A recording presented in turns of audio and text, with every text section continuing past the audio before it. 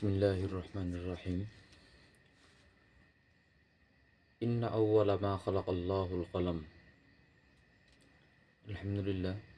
আমরা কয়েকটি কথা বলবো ইনশাল্লাহ বাউল সরকার নিয়ে। বাউলের যারা আছে বা এই গান যারা করেন তাদের বড় একটা অংশ, তাদের যে মতাদর্শ বা তারা যে চিন্তা লালন করে, তাদের চিন্তা, তাদের চেতনা, সেটা তাদের জায়গাত আছে, থাক, সেটা নিয়ে কথা না। কথা হলো যে আমরা কোরআন সম্পর্কে যদি কোনো কথা বলি, স্রষ্টা সম্পর্কে যদি কোনো কথা বলি, তাহলে সেই বিষয়ের যেই জ্ঞান সেটা আমার থাকা প্রয়োজন, সেই জ্ঞান আমার থাকা দরকার। সেই হিসেবে আমরা আজকে কয়েকটা বিষয় জানব যে আসলে যে আবুল সরকার যে কথাগুলো বলেছেন আসলে সেটা শরীয়তের যে উসুল, সেই উসুল মাফিক কিনা। এরপরে শরীয়তে যদি এমন কোনো বিষয় আসে কোরআনের আয়াতের মধ্যে, হাদিসের মধ্যে, তাহলে শরীয়তের মূলনীতিতে সেটা কিভাবে ব্যাখ্যা করা হয় সেটাও একটা বিষয়। আসলে সে তো শরীয়তের যে উসুল সংক্রান্ত সে কোনো জ্ঞান রাখে না, যার কারণে এই কথাগুলো বলছেন। এখানে প্রথম যে কথাটা বলছিল সে হয়তো এইভাবে বলছে আরবিটা, যে আউয়ালু মা খালাকাল্লাহুল ইশক, আল্লাহ তাআলা ইশককে প্রথম সৃষ্টি করছেন। 2 নম্বরে মনে হয় বলছে এমন যে আউয়ালু মা খালাকাল্লাহু নূর, আল্লাহ তাআলা নূরকে সৃষ্টি করছে। এরপরে ধারাবাহিকভাবে রূহ, এরপরে আরশের কথা মনে হয় বলছে। তো এই যে সৃষ্টির কথা সে বলল, আসলে সহি বর্ণনায় যে সৃষ্টির কথা আছে, 1 নম্বরে যেটা আছে সর্বজন স্বীকৃত, সেই বর্ণনার কথাই তিনি বলে নাই। সেই বর্ণনাটা আসলে কি? সেই বর্ণনাটা সেটা হলো আল্লাহ তাআলা কলমকে সৃষ্টি করছেন সর্বপ্রথম। আল্লাহ তাআলা কলমকে সৃষ্টি করছেন। তো এখানে আল্লাহ তাআলা আসলে কোন জিনিসটা সৃষ্টি করছেন, যে আউয়ালু মা খালাকাল্লাহুল কলম। এটা আবু দাউদ শরীফে, তিরমিজি শরীফের হাদিসের বর্ণনা।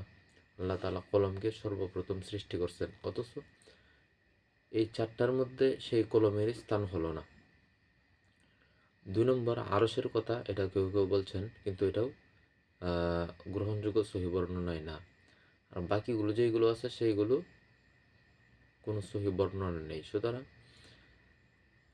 এই ক্ষেত্রে তো শরীয়তে যে উসুল, সেই উসুল পর্যন্তও যেতে হয় না।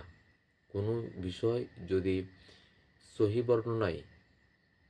বর্ণনায় যদি ইখতিলাফ থাকে বা একাধিক জিনিসের কথা থাকে, তাহলে সেখানে যে বর্ণনা, সেখানে যে বিষয়টা, সেই বিষয়টা নিয়ে উসুলবিদগণ উসুল লিখে গেছেন।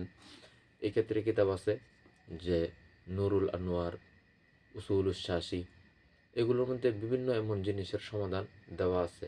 অনেক জিনিস আছে যেগুলো উলামায়ে কেরাম যারা আছেন বা ছাত্ররা তারা পড়ছেন, যে আল্লাহ তাআলা বলছেন কোরআন থেকে তোমরা পড়ো একবারে যেটা তোমার জন্য সহজ হয়।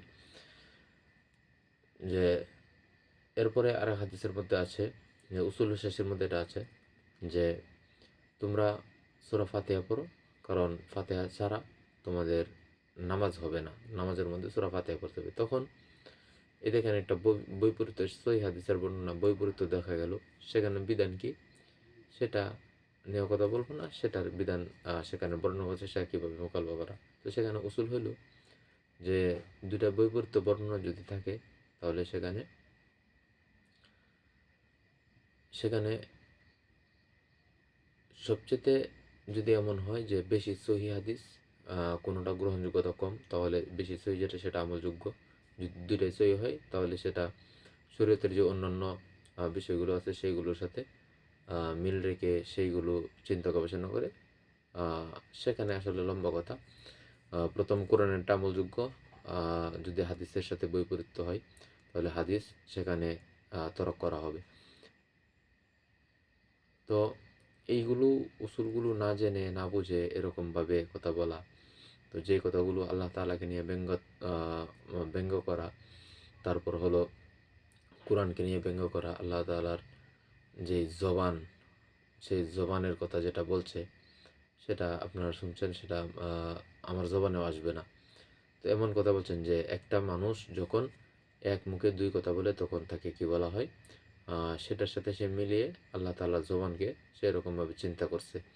তো তাদের এখানে যে দর্শনটা, সে দর্শনটা আসলে আমাদের সাথে মেলে না বা আমাদের সাথে যায় না। তারা মানুষের মতো করে তারা স্রষ্টার চিন্তা তারা করে, তারা তাদের মতো করে তাদের দর্শনটা বা চিন্তাটা।